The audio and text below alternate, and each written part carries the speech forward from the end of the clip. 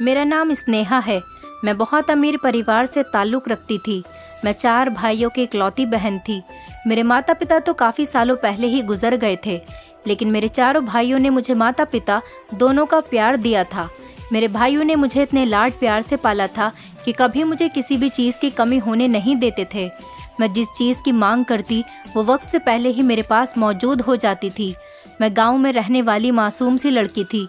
मेरे बड़े भैया गांव के सरपंच थे और 2 छोटे भाई विदेश पढ़ने के लिए गए हुए थे, जबकि मुझे पढ़ाई लिखाई का कोई शौक़ नहीं था और मेरे एक भैया गांव में ही डॉक्टर थे। मेरी ज़िंदगी बहुत अच्छी और खुशी खुशी गुजर रही थी। एक दिन मैंने अपने भैया से स्मार्टफ़ोन की मांग की।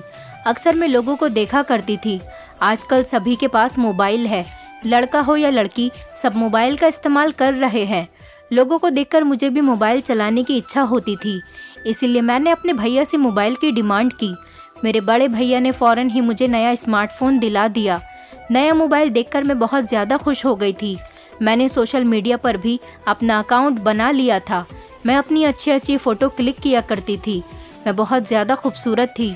जब मैंने सोशल मीडिया पर अपना फ़ोटो अपलोड किया तो बहुत सारे कमेंट और लाइक्स आने लगे थे। लोग मुझे बहुत ज़्यादा पसंद करने लगे थे।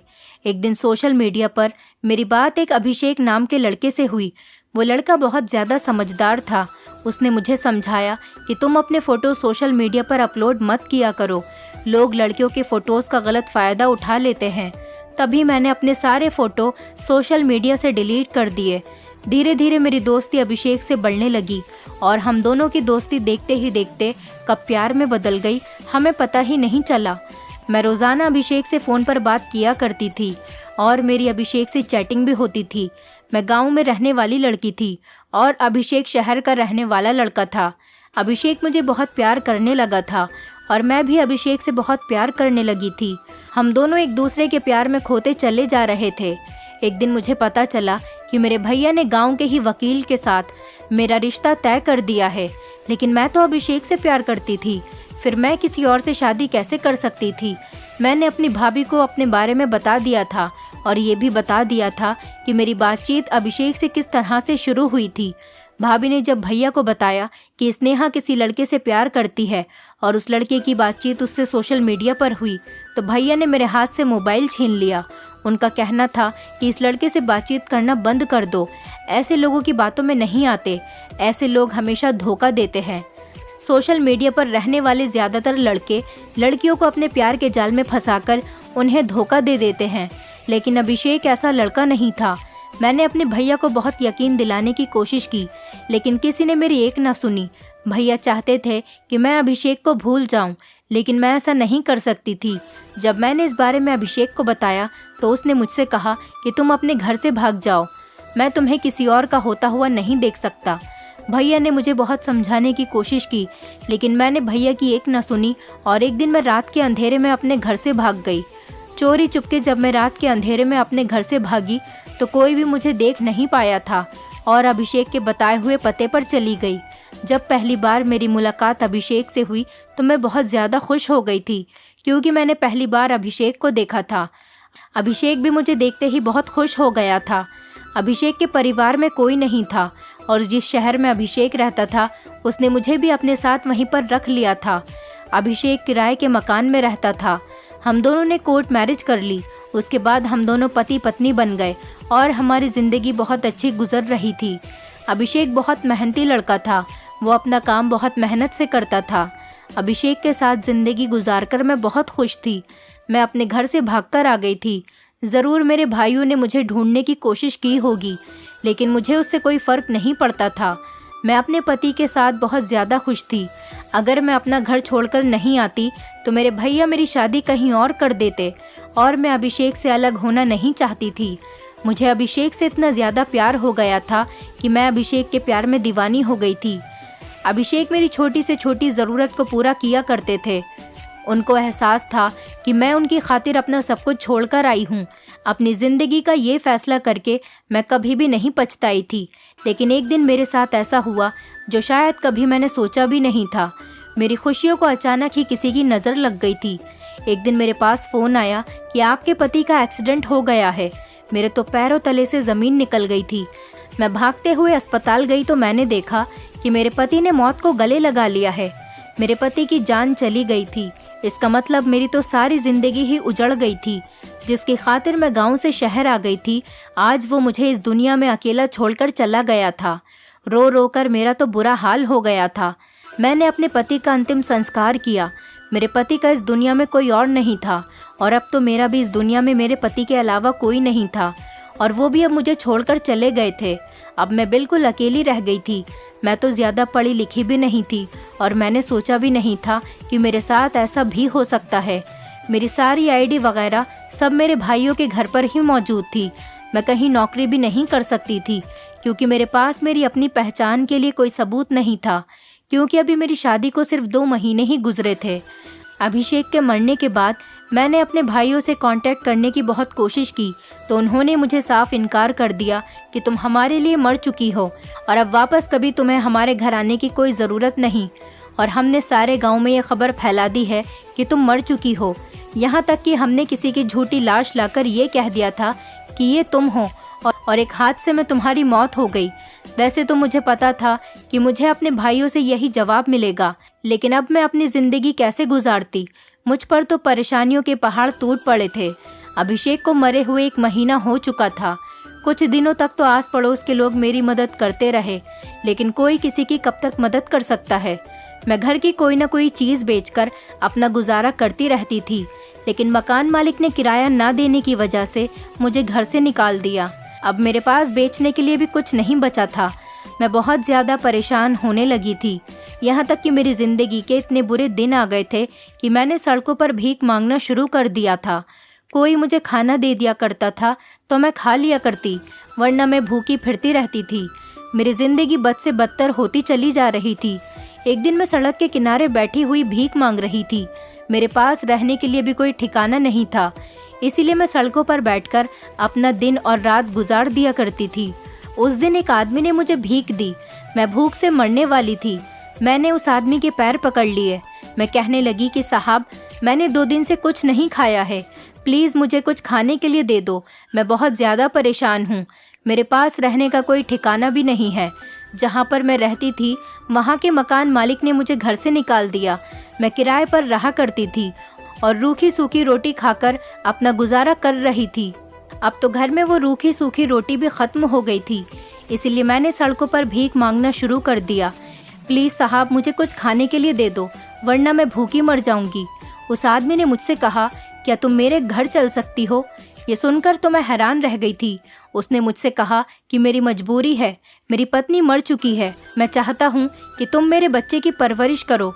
मेरे पास एक बेटा है जिसकी उम्र 4 साल है।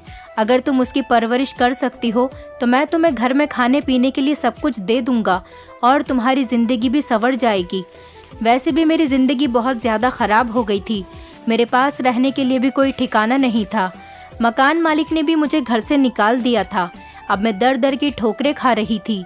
कोई मुझे खाना खिला देता था तो खा लेती थी, और अगर कोई मुझे खाना नहीं देता था तो मैं भूखी फिरती थी। यही सब सोचते हुए मैं उस आदमी के साथ जाने के लिए तैयार हो गई थी। वैसे भी मुझे उस टाइम खाने के अलावा कुछ नज़र नहीं आ रहा था, इसीलिए मैं फ़ौरन राज़ी हो गई और उस आदमी के साथ उसके घर चली गई। मैं उसके साथ गई तो उसका घर बहुत बड़ा था और वो बहुत अमीर आदमी था। उसके घर में उसके अलावा कोई नहीं था, सिर्फ एक छोटा सा बच्चा था जिसकी उम्र 4 साल थी। उस आदमी ने मुझे खाना खिलाया और कहने लगा कि आराम से पेट भरकर तुम खाना खा लो। पहले तो मैंने पेट भर के खाना खाया।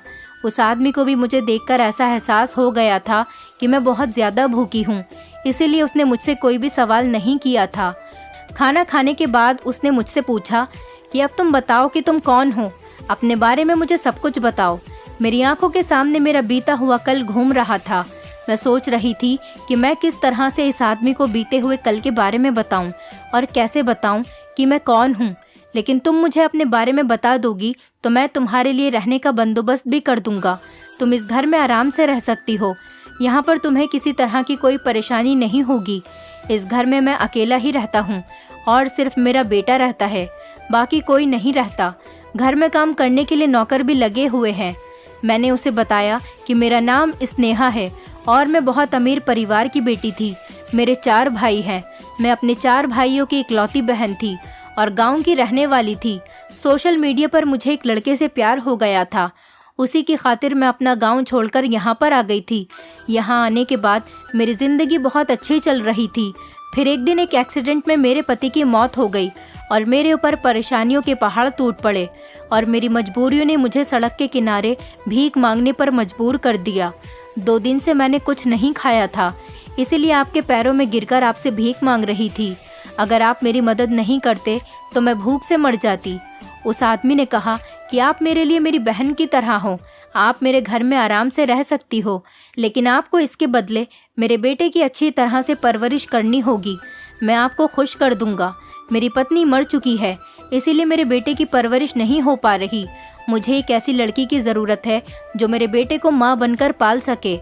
उन्होंने मुझे अपने बेटे से मिलवाया और कहने लगे, ये है मेरा बेटा और इसका नाम वंश है। इसके पैदा होने के बाद ही इसकी माँ इसको छोड़कर चली गई थी। मैंने उस आदमी के बेटे को गोद में लिया और प्यार करने लगी और कहने लगी कि आज अगर मेरा बेटा होता तो वो भी इसके ही जैसा होता। शादी के 1 महीने बाद ही मैं भी प्रेग्नेंट हो गई थी, लेकिन मेरा मिसकैरेज हो गया था। इस वजह से मैंने अपने बच्चे को खो दिया। मैं आपसे वादा करती हूँ, मैं आपके बेटे को अपना बेटा समझकर ही इसकी परवरिश करूँगी।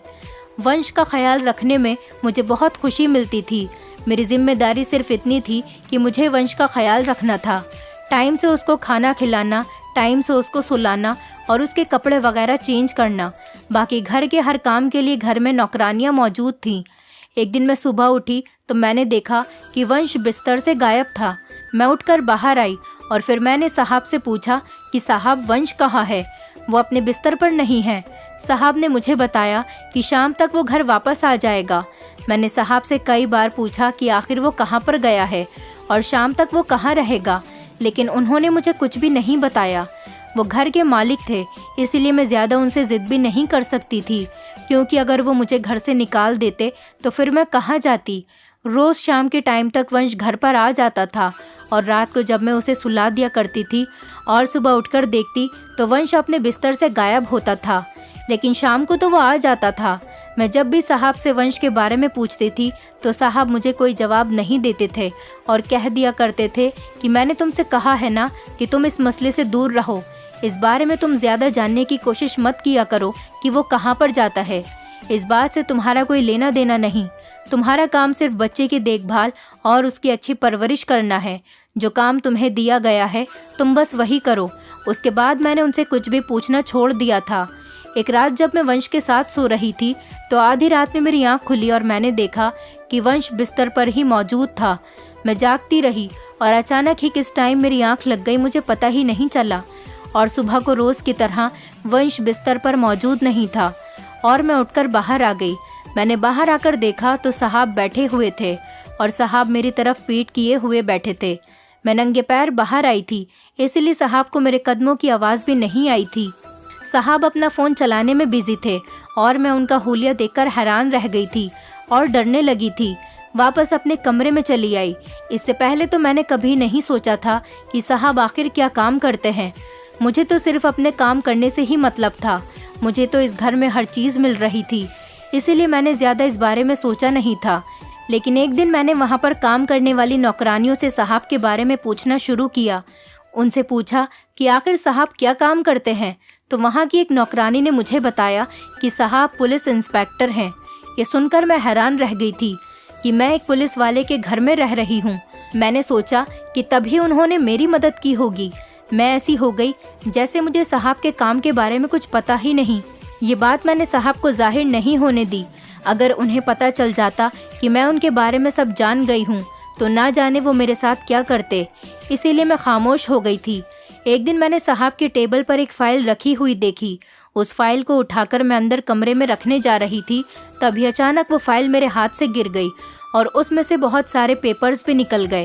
मैंने उन पेपर्स को इकट्ठा किया, तभी मेरी नज़र फाइल से गिरे हुए एक फ़ोटो पर पड़ी। जब मैंने वो फ़ोटो देखी तो फ़ोटो देखते ही मेरे पैरों तले से ज़मीन निकल गई थी। वो फ़ोटो किसी और की नहीं बल्कि मेरे पति की थी। ये देखकर मैं हैरान रह गई थी कि मेरे पति की तस्वीर आखिर यहाँ पर क्या कर रही है। मैंने सोचा कि अगर साहब को पता चल गया कि मैंने ये फ़ोटो देख ली है या फिर ये पता चल गया कि इस फोटो में जो आदमी है मैं उसकी पत्नी हूँ, तो वो मुझे नहीं छोड़ेंगे। उस टाइम डर की वजह से मैंने जल्दी जल्दी सारी चीज़ें एक साथ इकट्ठी की और उस फाइल को तैयार करके साहब के कमरे में रखकर वापस आ गई थी। लेकिन अब मुझे डर लगने लगा था और सबसे बड़ी फिक्र की बात तो ये थी कि मुझे अपनी जान का खतरा हो गया था और इसके बावजूद भी मैं यहाँ से नहीं जा सकती थी, क्योंकि इस घर के अलावा मेरा कोई और ठिकाना नहीं था और मुझे उस बच्चे से प्यार हो गया था। ऐसा लगता था जैसे ये बच्चा मेरा ही है। इस बच्चे से मुझे दिली लगाव हो गया था और इसके अलावा मुझे इस फोटो का राज भी जानना था। आखिर इस पुलिस वाले आदमी के पास मेरे पति का फोटो कैसे आया?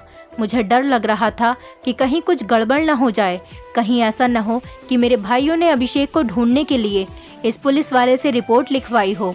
लेकिन मेरे भाइयों ने तो अभिषेक को देखा ही नहीं था। मेरी कुछ भी समझ में नहीं आ रहा था, न जाने मेरे दिमाग में क्या क्या ख्याल आ रहे थे। उस आदमी से पूछने की तो मेरे अंदर हिम्मत नहीं थी। मुझे यहाँ पर रहते हुए 4 महीने हो गए थे। उस बच्चे ने अब मुझे मम्मी कहना शुरू कर दिया था। मैंने उसे बहुत मना किया कि वो मुझे मम्मी ना कहा करे, लेकिन फिर भी वो मुझे मम्मी ही कहता था। साहब को भी इस बात से कोई एतराज़ नहीं था। मुझे भी बच्चे से बहुत ज़्यादा प्यार हो गया था। उसके बाद भी 2-3 बार ऐसा ही हुआ कि रात को मेरी आँख खुलती और वंश मेरे साथ ही सो रहा होता था, लेकिन जब सुबह मैं उठती थी तो वंश बिस्तर से गायब होता था। और जो तस्वीर मैंने उस फाइल में देखी थी, क्या वो एक सपना था? लेकिन वो गलत नहीं था। मेरे पति की तस्वीर यहाँ पर होना वाकई हैरत की बात थी। मुझे साहब ने एक मोबाइल दिया था और कहा था कि अगर तुम्हें किसी से बात करने की ज़रूरत पड़े तो तुम इससे बात कर सकती हो। एक दिन मेरे मोबाइल पर किसी का फ़ोन आया। मैं काम में बिजी थी, इसी वजह से कॉल नहीं उठा पाई, क्योंकि मेरा फ़ोन कमरे में पड़ा हुआ था। जब मैं बाहर आई और मैंने अपना मोबाइल देखा तो मोबाइल में किसी अननोन नंबर से कॉल आई हुई थी। मैंने ज़्यादा ध्यान नहीं दिया, लेकिन कुछ देर के बाद उस नंबर से मैसेज आया जिसमें मेरा नाम लिखा हुआ था और लिखा हुआ था कि स्नेहा तुम कैसी हो। मुझे बड़ी हैरत हुई कि आखिर कौन है जो मुझे मेरे नाम से जानता है। मुझे लगा कि शायद यहाँ की नौकरानियों में से कोई मेरे साथ मजाक कर रहा है, इसीलिए मैंने उस मैसेज का रिप्लाई नहीं किया। उसके बाद कोई मैसेज नहीं आया तो मैं बेफिक्र हो गई थी। फिर हर रात को इस नंबर से मैसेज आने लगे। मैसेज में तरह तरह की बातें होती थीं। कभी मेरी पुरानी ज़िंदगी के बारे में कोई बात होती, तो कभी मेरे भाइयों के बारे में कोई बात होती थी, तो कभी मेरे पति के बारे में। कोई तो ऐसा इंसान था जिसे मेरे बारे में सब कुछ पता था और जो मुझे मैसेज कर रहा था। मेरे साथ जो कुछ भी हुआ था ये सब तो मैं नहीं जानती थी। मुझे डर लगने लगा था कि ना जाने ये कौन है और मेरे पीछे क्यों पड़ा हुआ है। मैं ये बात किसी को भी नहीं बता सकती थी। वो मुझसे यही कहता था कि तुम मुझे अपना दोस्त समझ सकती हो और कहता था कि अगर तुम्हें कोई भी परेशानी हो तो तुम मुझे एक मैसेज कर देना, मैं तुम्हारी सारी परेशानी ख़त्म कर दूंगा। लेकिन मैं डर चुकी थी, इसीलिए मैंने उसका नंबर ब्लॉक कर दिया। लेकिन फिर वो मुझे नए नए नंबर से मैसेज करने लगा। मैं जितने भी नंबर ब्लॉक करती थी वो हर बार नए नंबर से मुझसे बात करने की कोशिश किया करता था। ऐसी ऐसी बातें कहता कि मैं परेशान हो जाती थी। एक बार मुझे शक भी हुआ कि कहीं ये साहब तो नहीं जो मुझे परेशान कर रहे हैं, लेकिन फिर मैं इसको अपना वहम समझकर भूल गई थी। लेकिन अब धीरे धीरे मुझे ये सब कुछ सच लगने लगा था। मुझे ऐसा लग रहा था जैसे इस घर से मेरा खाना पीना उठने वाला है। मुझे किसी भी तरह से यहाँ से चले जाना चाहिए। मेरी जान को बहुत खतरा हो सकता है, लेकिन यहाँ पर मैं इज्जत से रह रही थी। मुझे साहब पर शक हुआ तो मैंने साहब पर नज़र रखना शुरू कर दिया था, लेकिन मुझे ऐसा लगता था कि वही एक ऐसे इंसान हैं जो मेरे बारे में सब कुछ जानते हैं। शायद वही हैं जो मुझे तंग कर रहे हैं, क्योंकि अक्सर ऐसा होता था जब मेरे पास मैसेज आ रहे होते थे उसी टाइम साहब भी मोबाइल चला रहे होते थे। लेकिन उस मैसेज करने वाले शख्स की मुझसे कोई डिमांड नहीं थी। उसका सिर्फ एक ही कहना था कि मैं उससे बात करती रहूं और उसको अपना दोस्त समझूं और उसको अपनी सारी परेशानियां बताया करूं। जब बहुत दिन गुजर गए और उसने मेरे बारे में सब कुछ जानने के बावजूद भी मुझे कोई नुकसान नहीं पहुंचाया और ना ही मुझे किसी तरह से ब्लैकमेल किया, तो धीरे धीरे मुझे उस पर भरोसा होने लगा था और मैं उससे बात करने लगी थी। मैं अपनी कोई परेशानी तो उससे शेयर नहीं करती थी, लेकिन उससे बात करती रहती थी। वो मुझसे इधर उधर की हंसी मजाक भी करता था और जब मैं उससे पूछती थी कि तुम्हें मेरे बारे में इतना सब कुछ कैसे पता, तो वो मेरे सवाल पर कोई जवाब नहीं देता था और अपने बारे में वो ये बताता था कि वो जॉब करता है और वो शादीशुदा भी नहीं है और उसका इस दुनिया में कोई नहीं। इस दुनिया में मेरा भी तो कोई नहीं था, इसीलिए मेरी उससे अच्छी दोस्ती हो गई थी। मैं कोशिश करती थी कि किसी के सामने उससे बात ना किया करूं, इसीलिए मैंने उसको ये बात भी बता दी थी कि किसी के सामने उससे ज़्यादा बात नहीं कर सकती। इस बात पर उसने मुझसे कहा था कि कोई बात नहीं, मैं इस बात का ख्याल रखूँगा और अब हम रात को ही बात किया करेंगे। जब सब सो जाते थे तो रात को मैं देर तक उससे चैटिंग करती रहती थी। देर रात तक चैटिंग करने की वजह से सुबह को मेरी आंख नहीं खुलती थी और जब मैं उठती थी तो वंश भी नहीं होता था। अब मुझे उससे बात करने की आदत हो चुकी थी। वंश के बारे में मैं उससे कुछ डिस्कस नहीं करना चाहती थी क्योंकि ये मेरा राज था और मैं इस घर का राज किसी के साथ शेयर नहीं कर सकती थी क्योंकि मैं इस घर का नमक खा रही थी। और वैसे भी वो कौन था, मैं उसको ज़्यादा तो नहीं जानती थी। पता नहीं जो कुछ उसने मुझे अपने बारे में बताया था वो सच भी था या नहीं, इस बारे में तो मैं नहीं जानती थी। मेरे लिए बस वो एक टाइम पास बन चुका था। वैसे भी मैं सारा दिन अकेले बोर रहती थी। वंश भी शाम को ही घर लौटता था और घर के काम भी नौकर किया करते थे, इसीलिए उससे बात करके मेरा टाइम पास हो जाता था।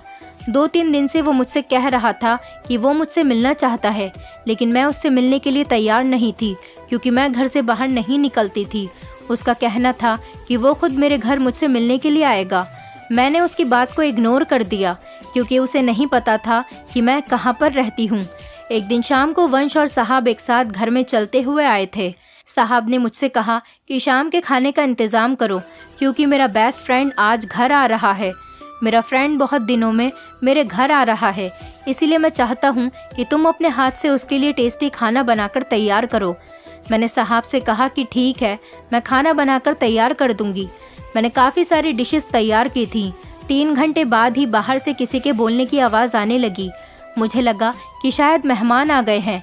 मैं अपने काम में इतनी बिजी हो गई थी कि उस फ़ोन वाले लड़के को ही भूल गई थी। उसने कहा था कि वो मुझसे मिलने के लिए आएगा। खाना तैयार करने के बाद जब मैं किचन से बाहर निकली तो नीचे हॉल में बैठे हुए इंसान को देखकर मेरे पैरों तले से ज़मीन निकल गई थी। मैं तो देखते ही रह गई थी कि आखिर मेरे सामने कौन है। मैं दंग रह गई थी। मैं खुद को होश में लाने की कोशिश कर रही थी, लेकिन मुझे होश नहीं आ रहा था। कुछ देर के बाद मैं बेहोश हो गई और जब मुझे होश आया तो मैं अपने कमरे में बिस्तर पर लेटी हुई थी। साहब और वो इंसान मेरे बिस्तर के पास खड़ा हुआ था। वो इंसान कोई और नहीं बल्कि मेरा पति अभिषेक था, जिसका क्रियाक्रम होते हुए मैंने अपनी आंखों से देखा था। मैं तो दंग होकर अभिषेक की तरफ देख रही थी।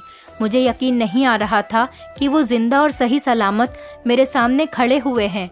अभिषेक भी मेरी तरफ गौर से देख रहे थे और उनकी आंखों में मुझे आंसू नजर आ रहे थे। अभिषेक ने मुझसे कहा, स्नेहा यकीन कर लो, मैं ही हूँ तुम्हारा अभिषेक जो तुमसे बहुत प्यार करता है। देखो मैं जिंदा हूँ। और ये कहते हुए वो मेरे पास बेड पर बैठ गए। मेरी आंखों में भी आंसू आ गए थे और मैं उनको छूकर देख रही थी। मुझे यकीन हो गया था कि वो सच में ही जिंदा हैं और मेरे सामने बैठे हैं। मैं उनके गले से लगकर खूब रोने लगी। वो भी मुझसे लिपटकर खूब रो रहे थे। उनके जाने के बाद मेरे साथ जो कुछ भी हुआ था वो सब याद करके मुझे बहुत ज़्यादा तकलीफ हो रही थी। मेरे साथ जो भी हुआ था वो सब कुछ मुझे याद आने लगा था।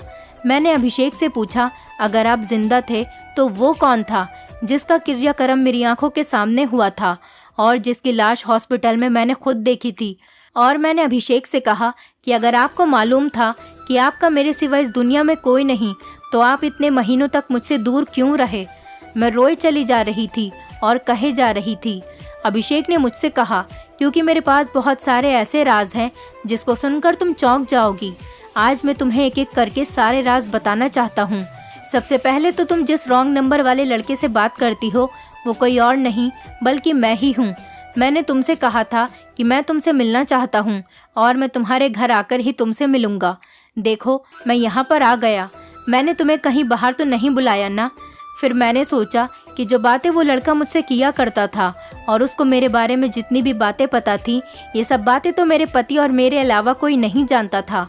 लेकिन मेरा इस बात पर ध्यान बिल्कुल भी नहीं गया कि अभिषेक जिंदा भी हो सकते हैं। मैंने अभिषेक से कहा कि अगर आप जिंदा थे तो आप इतने टाइम से कहाँ पर थे, मुझे आपके बारे में सब कुछ जानना है।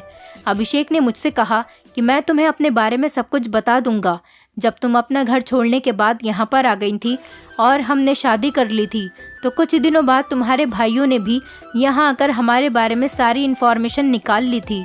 उन्होंने अपने गांव में तो सबको ये बता दिया था कि तुम मर चुकी हो एक एक्सीडेंट में, और मौके पर ही तुम्हारी मौत हो गई थी। यहाँ तक कि उन्होंने एक कुचली हुई लाश को लोगों के सामने साबित करके ये जाहिर कर दिया था कि वाकई तुम मर चुकी हो, क्योंकि अगर गांव वालों को ये पता चल जाता कि सरपंच की बहन घर से भाग गई तो तुम्हारे भाइयों की बहुत ज़्यादा बदनामी होती। बदनामी की डर की वजह से तुम्हारे भाइयों ने गांव में झूठ बोल दिया था और तुम्हें मरा हुआ साबित कर दिया था। लेकिन वो लोग मेरे दुश्मन हो गए थे जिसने उनकी बहन से शादी कर ली थी। इस टाइम मुझे पता चला कि तुम माँ बनने वाली हो। मैं तुम्हें बहाने से डॉक्टर के पास लेकर गया और डॉक्टर से तुम्हें मिसकैरेज की दवाई खिला दी, क्योंकि मेरी जान मुसीबत में आ गई थी। मैं नहीं चाहता था कि तुम छोटे बच्चे के साथ दर दर की ठोकरें खाती फिरो, क्योंकि मैं तुम्हें छोड़कर जाने वाला था। मुझे पता चल गया था कि तुम्हारे भाई मुझे जगह जगह ढूंढ रहे हैं। तुम्हारे भाइयों ने मुझे बार बार नौकरियों से निकलवाना शुरू कर दिया और मैं जगह जगह तुम्हारे भाइयों की वजह से एक दिन तुम्हारे भाइयों को मेरे मोबाइल नंबर के बारे में पता चल गया और उन्होंने मुझे फ़ोन किया। फ़ोन करके उन्होंने मुझे मारने की धमकी दी और कहने लगे कि मेरे साथ साथ वो तुम्हारी भी जान ले लेंगे। इसलिए मैं तुम्हें वहाँ से छोड़कर चला गया था, क्योंकि वो लोग मेरे पीछे पड़े हुए थे। मैं नहीं चाहता था कि मेरी जान के साथ साथ तुम्हारी जान को भी खतरा हो। अगर वो लोग मुझे ढूंढ लेते तो वो मुझे मार देते, लेकिन अगर मेरे साथ वो तुम्हें भी ढूंढते तो तुम भी मारी जाती। मैं नहीं चाहता था कि वो लोग तुम्हें मार दें। एक दिन मैं रास्ते से जा रहा था, तभी अचानक एक कार ने मुझे मारने की कोशिश की, लेकिन मेरी किस्मत अच्छी थी कि मैं उस एक्सीडेंट में बच गया। मेरी कार के सामने आने से पहले ही कोई दूसरा आदमी उस कार के सामने आ गया और तुम्हारे भाई की कार से उस आदमी का एक्सीडेंट हो गया और उसकी जान चली गई। तभी मौके पर मैं वहाँ से भाग निकला। तुम्हारे भैया जानबूझकर मुझे मारना चाहते थे। उसके बाद भी तुम्हारे भैया का मेरे पास फ़ोन आया और कहने लगे कि अगर तुम बच गए हो तो ये मत सोचना कि तुम हर बार बच जाओगे। जब तक हम तुम्हें मार नहीं देते हम सुकून से नहीं बैठेंगे। तुम्हारे परिवार वाले मेरी जान के दुश्मन बन गए थे। मेरे साथ पहले जो कुछ भी हुआ था, मुझे नौकरी से निकलवाया गया था और भी बहुत कुछ मेरे साथ हुआ। तब तक तो मुझे नहीं पता था कि ये तुम्हारे भाई हैं, लेकिन जब मेरे पास धमकी भरे फ़ोन आने लगे और कहा गया कि हम तुम्हारी जान लेना चाहते हैं, तब मैं समझ गया था कि ये तुम्हारे भैया ही हैं जो मेरे साथ ये सब कुछ कर रहे थे। जिसके घर में तुम रह रही हो ये मेरा दोस्त है, ये मेरा बचपन का फ्रेंड है और ये पुलिस ऑफिसर है। मैंने इससे मदद मांगी और ये मेरी मदद करने के लिए तैयार हो गया। 1 महीने तक तो मैं अपनी जान छुड़ाने के लिए कहीं ना कहीं भागता रहा, लेकिन फिर मुझे तुम्हारी फिक्र लगी हुई थी। मुझे पता था कि मेरा दोस्त अपने घर में अकेला रहता है, इसीलिए मैंने इससे कहा कि तुम किसी भी तरह से मेरी पत्नी को अपने घर ले जाओ और उसको अपने घर में जगह दे दो ताकि वो परेशान न हो। मेरा यह दोस्त अगर तुमसे कहता कि तुम मेरे घर चलो तो तुम उसके घर जाने के लिए इतनी आसानी से नहीं मानती। इसलिए इसने सोचा कि ये अपने बेटे वंश की परवरिश करने के लिए कहेगा तो तुम मान जाओगी और परेशानी की खातिर आसानी से तो उसके घर पर जाकर रह लूँगी। यहाँ पर तुम बिल्कुल सेफ थी और अब मेरी परेशानी ख़त्म हो गई थी। मेरे दोस्त ने तुम्हारे भाइयों को गिरफ्तार कर लिया जिन्होंने मुझ पर जानलेवा हमला किया और मुझे जान से मारने की धमकी दी थी। जब तक मैंने तुम्हारे भाइयों को पुलिस के हवाले नहीं करवा दिया तब तक मैं तुम्हारा सामना नहीं कर सकता था।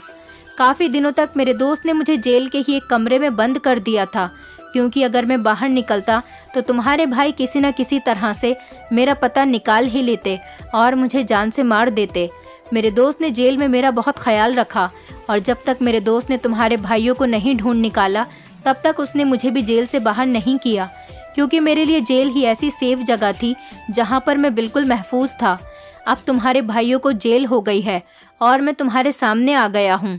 ये सब कुछ तुम्हारे भाइयों ने इसीलिए किया था ताकि तुमने जो कदम उठाया था, लेकिन मेरी किस्मत अच्छी थी कि मेरे दोस्त ने मुझे अपने ही पुलिस स्टेशन में जगह दे दी। मैंने अभिषेक से कहा कि एक सवाल मेरे दिमाग में अभी भी घूम रहा है, आखिर वंश सुबह होते ही कहाँ चला जाता था। तभी साहब कहने लगे, मुझे माफ़ कर देना भाभी, वो मेरा बेटा है, मैं उसी की वजह से आपको यहाँ लेकर आया था। मेरी पत्नी नहीं है और मेरे बेटे को माँ की ज़रूरत थी। मेरी पत्नी आपके आने से 1 हफ्ता पहले ही मर गई थी।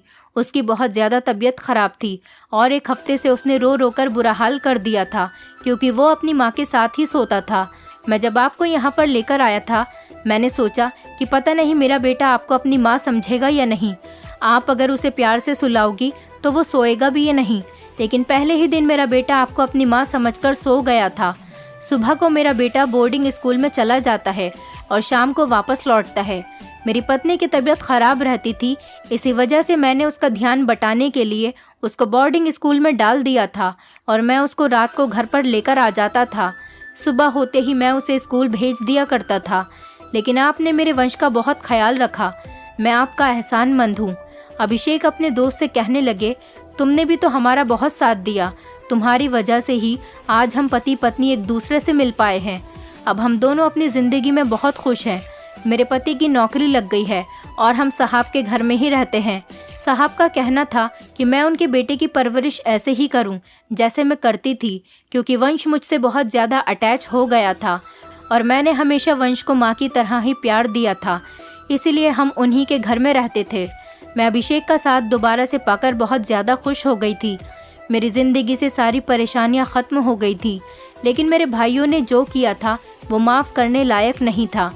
उनकी वजह से मुझे बहुत ज़्यादा परेशानी उठानी पड़ी थी। आज मेरे भाई जेल में हैं और अब उनकी सज़ा भी पूरी हो गई है। एक दिन मैं उनसे जेल में मिलने के लिए गई थी। भैया ने मुझसे माफ़ी मांगी और अभिषेक से भी माफ़ी मांगने लगे। हमने उनको माफ़ कर दिया था।